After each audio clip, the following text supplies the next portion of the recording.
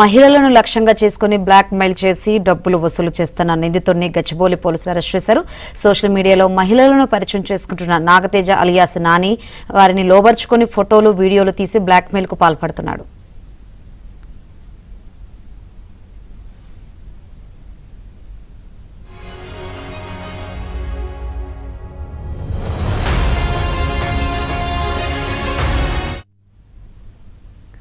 ఇటీవల ఓ హోటల్ రూమ్లో మహిళను కత్తితో బెదిరించి నగ్న వీడియోలు రికార్డ్ చేశాడు. అంతేకాకుండా నగ్న వీడియోలు సోషల్ మీడియాలో వైరల్ చేస్తానని బెదిరించి ₹1,10,000 వసూలు చేశాడు. బాధితురాలు ఫిర్యాదు మేరకు దర్యాప్తు చేపట్టిన పోలీసులు నిందితుడిని అదుపులోకి తీసుకున్నారు. నిందితుడి నుంచి 2 మొబైల్ ఫోన్స్, నేరానికి ఉపయోగించిన కత్తిని స్వాధీనం చేసుకున్నారు.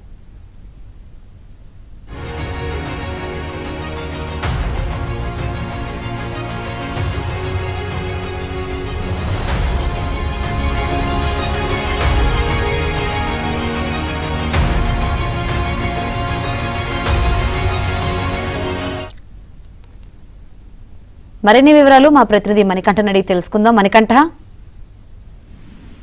శంకరి మహిళలను లక్ష్యంగా చేసుకుని బ్లాక్ మెయిల్ చేసి డబ్బులు వసూలు చేస్తున్న నిందితుడిని గచ్చిబౌలి పోలీసులు అరెస్ట్ చేశారు.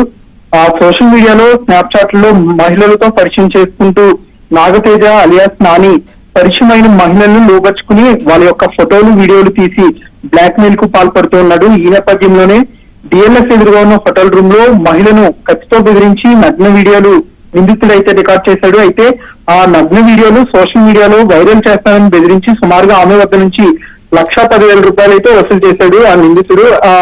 బాధితురాలు ఫిర్యాదు మేరకు ప్రస్తుతం కేసు నమోదు చేసి దర్యాప్తు అయితే చేపట్టారు. ప్రస్తుతం నిందితుడిని పోలీసులు అయితే అరెస్ట్ చేశారు. అలాగే నిందితుడి వద్ద నుంచి 2 మొబైల్ ఫోన్లు, అలాగే నేరానికి ఉపయోగించిన కత్తిని కూడా స్వాధీనం చేసుకున్నారు.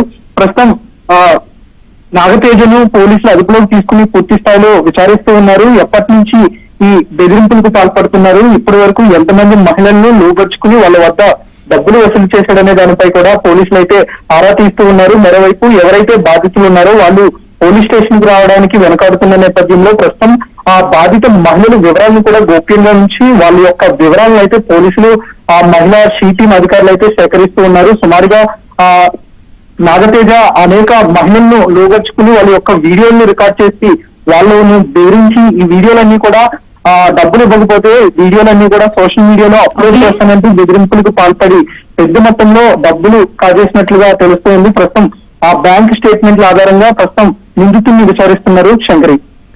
Right, thank you Manikanta.